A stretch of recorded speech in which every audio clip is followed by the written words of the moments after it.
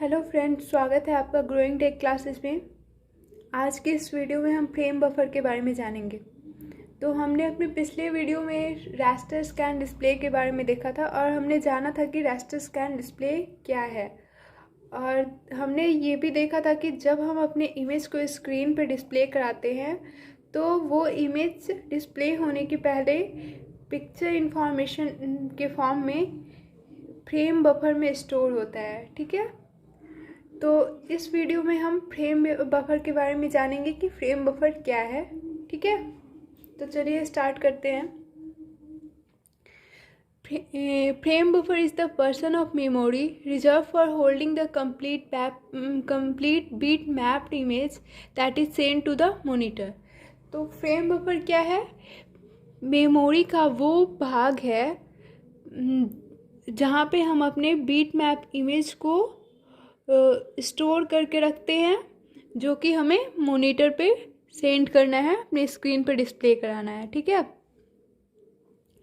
तो इससे हमें क्या समझ में आया? जब हम अपने इमेज को एक स्क्रीन पे डिस्प्ले कराना चाहते हैं तो वो इमेज डिस्प्ले होने के पहले हमारे मेमोरी में स्टोर होता है।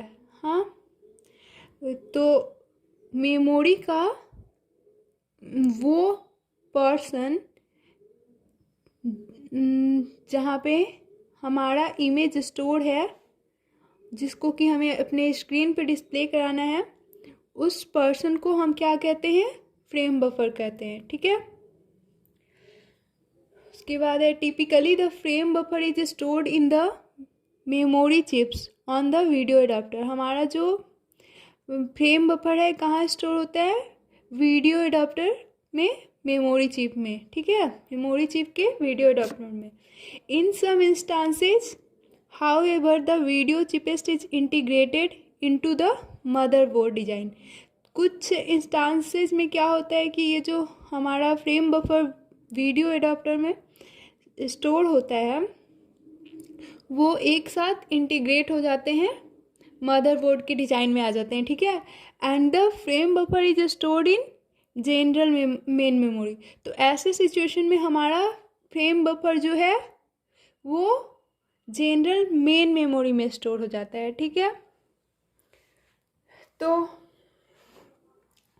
आपने पिक्सेल का कॉन्सेप्ट, जैसे आप कोई मोबाइल फ़ोन ख़रीदते हैं तो वहाँ पे आप देखते हैं कि हमारा कैमरा जो है ये 48 मेगापिक्सल का कैमरा है। हम ऐसा देख के लेते हैं ना, हमें अच्छी कैमरा क्वालिटी चाहिए होती है, तो वहाँ पे हमने अपना पिक्सल का कॉन्सेप्ट आपने सुना होगा। ठीक है, तो हमारा जो इमेज होता है वो पिक्सेल्स के फॉर्म में एक फ्रेम बफर में स्टोर होता है। ठीक है, तो चलिए हम कुछ पॉइंट्स देखते हैं इसके। फर्स्ट पॉइंट हम इसका लिख सकते हैं, in a frame buffer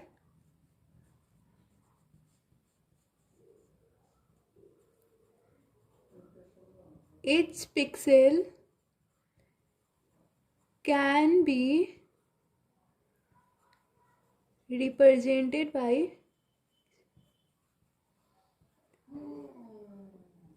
1 to 24 or more bits depending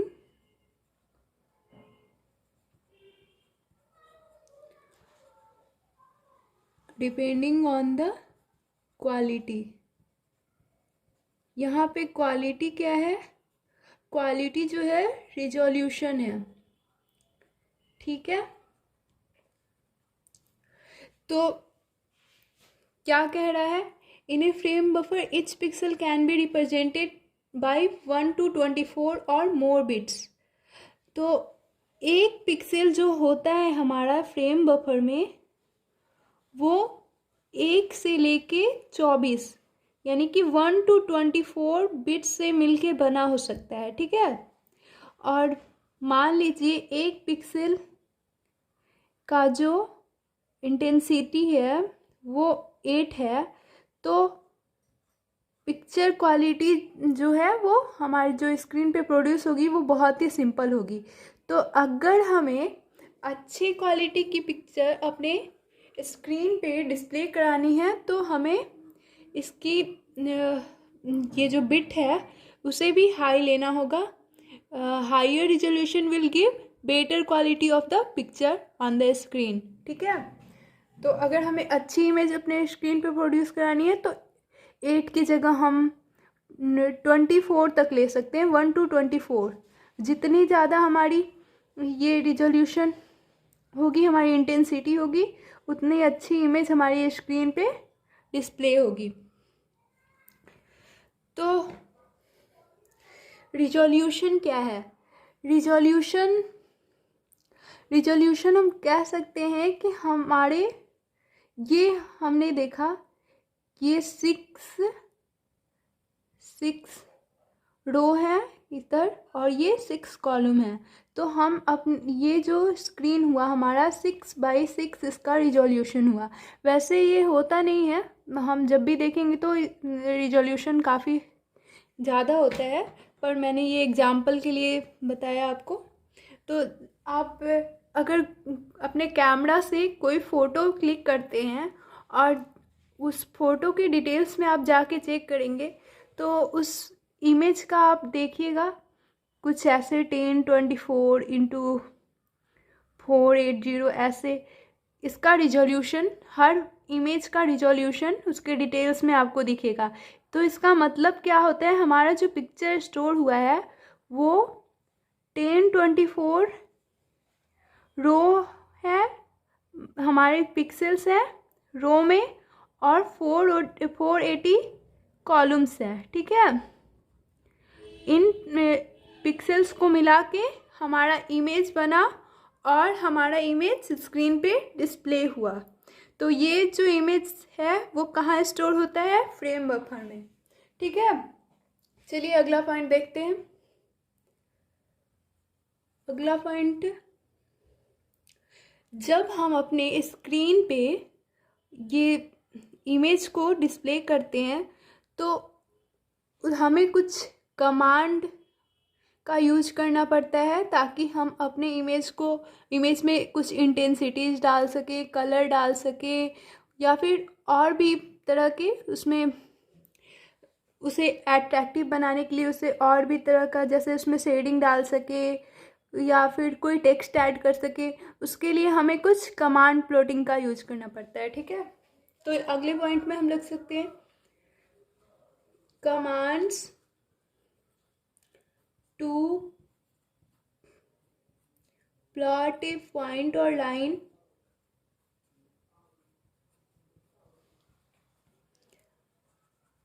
are converted into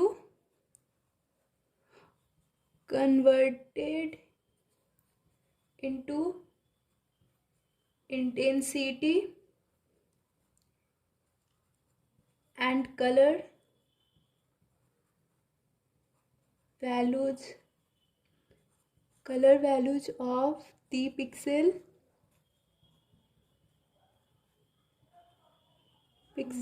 array और बिटमैप।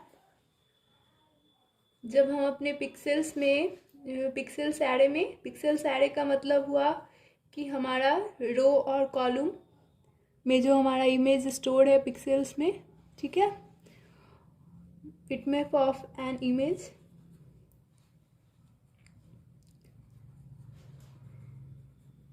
by a process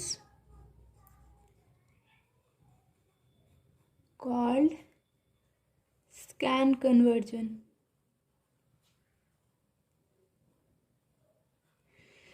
तो जिस कमांड का यूज करके हम अपने पिक्सेल्स में different intensity and colour values डालते हैं, तो ऐसे कन्वर्जन को क्या कहते हैं? स्कैन कन्वर्जन कहते हैं। ठीक है,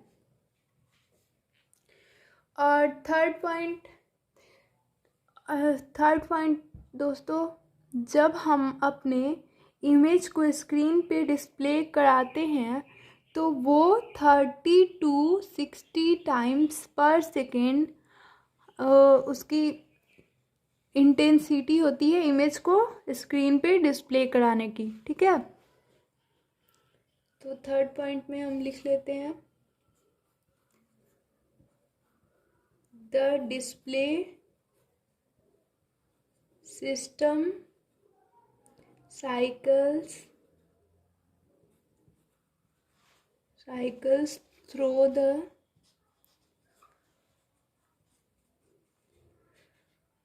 refresh buffer row by row at speed of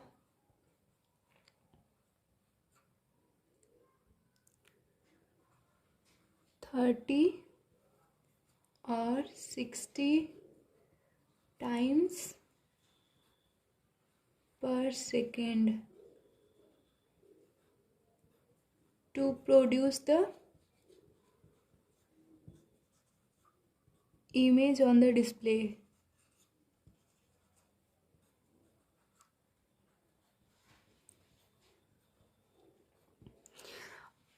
हम जानते हैं कि जब हमारा स्कैन कन्वर्जन होता है, यानी कि इच बिट को इच पिक्सेल्स को स्कैन करते हुए जब हमारा स्कैनर आगे बढ़ता है रास्टर स्कैन डिस्प्ले में, तो उसकी जो वो साइक्लिंग होती है वो 30 to 60 टाइम्स पर सेकेंड होती है एक इमेज को डिस्प्ले पे प्रोड्यूस कराने की। ठीक है, तो यहाँ इस इमेज में हम देख रहे हैं कि हमारी जो पिक्चर इंफॉर्मेशन है वो जो फ्रेम बफर में स्टोर है वो 0 और 1 के फॉर्म में है। तो 0 और 1 का मतलब यहाँ क्या है? 0 और 1 का मतलब है अगर 1 का मतलब है यहाँ पे दोस्तों ब्राइटिंग, यानी कि ऑन। जब हम अपने इमेज को स्क्रीन पे डिस्प्ले करते हैं तो वहाँ जिस पोर्शन पे हमारा इमेज डिस्प्ले हो रहा है वहाँ पे जो फ्रेम बफर की वैल्यू है, इंफॉर्मेशन की वैल्यू है, वो 1 है, तभी वहाँ हमारी स्क्रीन डिस्प्ले इमेज हमारे स्क्रीन पे डिस्प्ले हो रहा है। ठीक है, अगर 0 होगा तो वहाँ पे कोई भी इमेज डिस्प्ले नहीं होगा। ठीक है, तो इस एक पॉइंट ये भी लिख सकते हैं, if information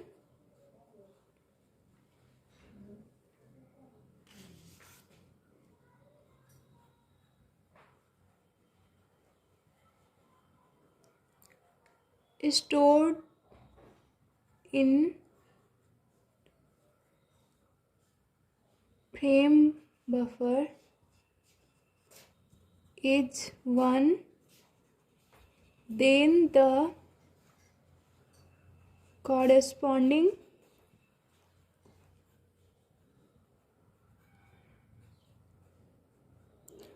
pixel is made bright on the screen। ठीक है, समझ में आया?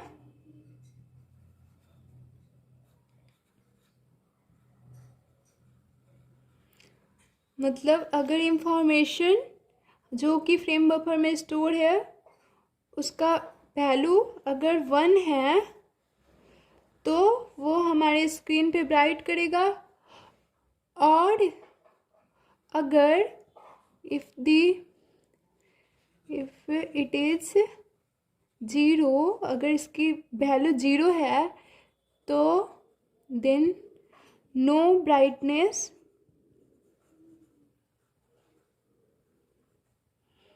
appears। ठीक है, ठीक है, इसका मतलब क्या हुआ?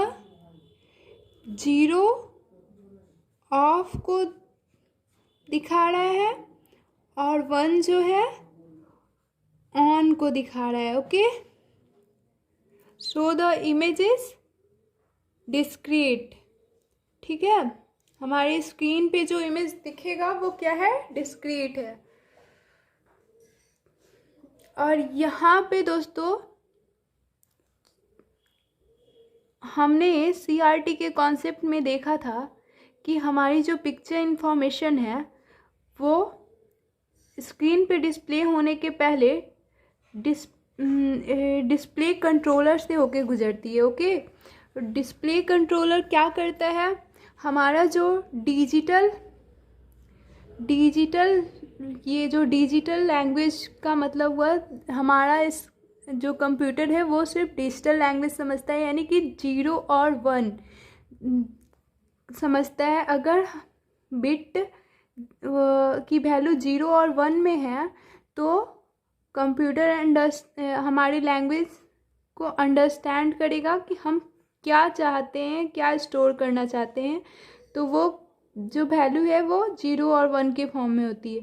लेकिन अगर यूजर्स के सामने अगर यहाँ पे हम अपने स्क्रीन पे कोई इमेज डिस्प्ले कराना चाहते हैं और यहाँ पे 1 दिखाएंगे तो यूजर नहीं समझ पाएगा कि आखिर इस 1 का वैल्यू क्या है, 1 का मतलब क्या है।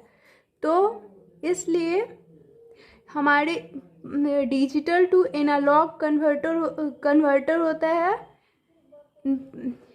पिक्चर इंफॉर्मेशन को जो कि फ्रेम बफर में स्टोर है उसे स्क्रीन पर डिस्प्ले कराने से पहले हमारे डिजिटल लैंग्वेज को एनालॉग में कन्वर्ट करके स्क्रीन पे डिस्प्ले कराता है ताकि वो यूजर्स को समझ में आ सके। ठीक है, तो ये फ्रेम बफर का काम तो समझ में आ गया। अब हम देखते हैं ये फ्रेम बफर्स कितने टाइप्स के होते हैं। ठीक है, तो चलिए देखते हैं। तो different kinds of memory use की जाती है हमारे फ्रेम बफर में। ठीक है, different kinds of memories, memory used in frame buffer. ठीक है, तो सबसे पहले जो फ्रेम बफर में मेमोरी यूज की गई उसे कहते थे रोटेटिंग मेमोरी फ्रेम बफर। ठीक है, इस फ्रेम बफर मेमोरी में क्या होता था, इस फ्रेम बफर मेमोरी में डिस्क या फिर ड्रम्स यूज होते थे जहाँ पे हम अपने इमेज को, इंफॉर्मेशन को स्टोर करते थे। ठीक है, उसके बाद क्या हुआ, उसके बाद इस रोटेटिंग मेमोरी फ्रेम बफर में कुछ एडिशनल फैक्ट्स ऐड किए गए।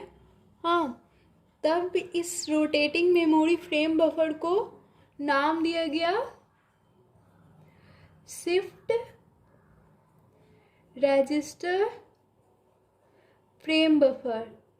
ठीक है, ये शिफ्ट रजिस्टर फ्रेम बफर में क्या होता था कि हम अपने इमेज को कॉलम वाइज स्कैन करते थे। ठीक है, जैसे हम जानते हैं कि हमारा जो इमेज है वो पिक्सेल्स के फॉर्म में स्टोर होता है और हम अभी के टाइम में रो वाइज स्कैनिंग करते हुए आगे बढ़ते हैं। लेकिन ये शिफ्ट रजिस्टर फ्रेम बफर में हम अपने इंफॉर्मेशन को कॉलम वाइज स्कैन करते हुए आगे बढ़ते थे, जो कि इस तरह के फ्रेम बफर में हमारे इंफॉर्मेशन को स्टोर करना बहुत ही डिफ़िकल्ट होता था। ठीक है, तो उसके बाद आया हमारा रास्टर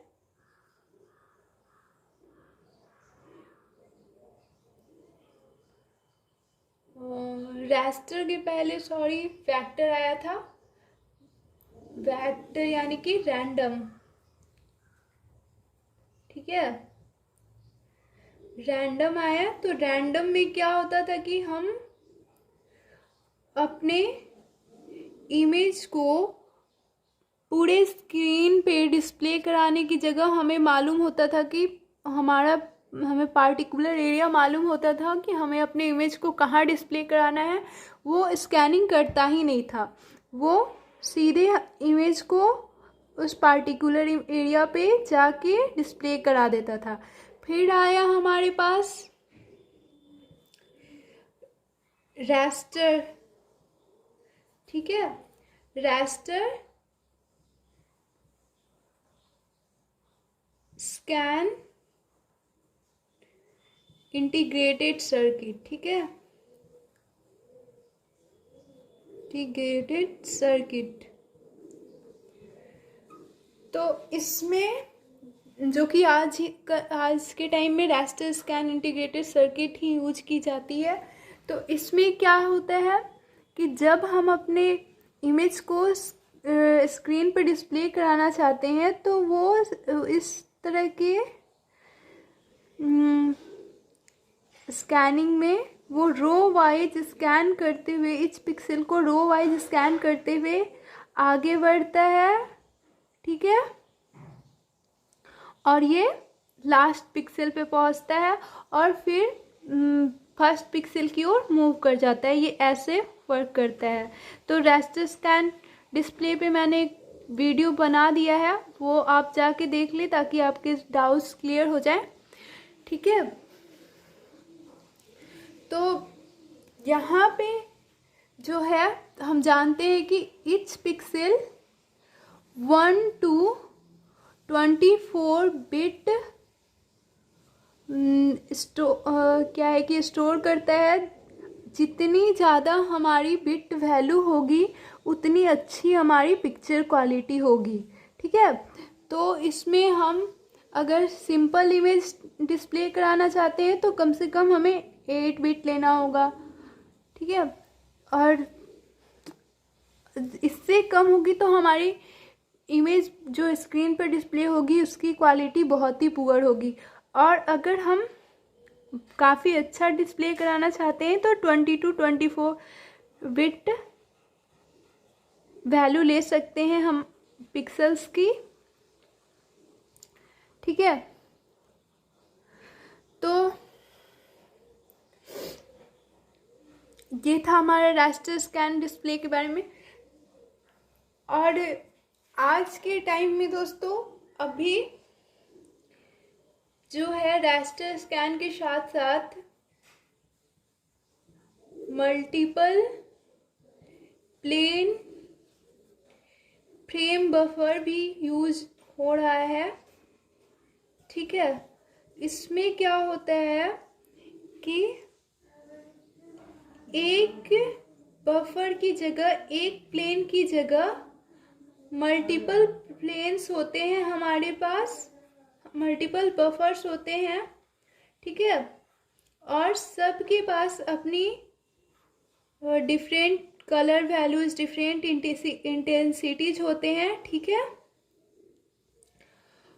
जिसके द्वारा वो इमेज को स्क्रीन पे डिस्प्ले कराता है। ये क्या है, हमारा पिक्चर इंफॉर्मेशन है, picture information multiple frame buffer का, ठीक है। तो उम्मीद है दोस्तों आपको फ्रेम बफर से रिलेटेड ये वीडियो समझ में आया होगा, फ्रेम बफर का कॉन्सेप्ट क्लियर हुआ होगा। तो अगर आपको ये वीडियो पसंद आया हो तो please like share and subscribe ज़रूर करें, और अधिक से अधिक लाइक एंड शेयर करें और सब्सक्राइब करें ताकि मैं आपके लिए और वीडियो बनाने के लिए मोटिवेट हो सकूं। Thank you. और मैंने फ्रेम बफर का नोट्स नीचे डिस्क्रिप्शन बॉक्स में डाल दिया है, तो आप अगर चाहें तो वहाँ से मेरा नोट्स डाउनलोड कर सकते हैं, जो कि आपके यूनिवर्सिटी लेवल एग्ज़ाम के लिए बहुत ही बेनिफिशियल होने वाला है। Thank you for watching this video.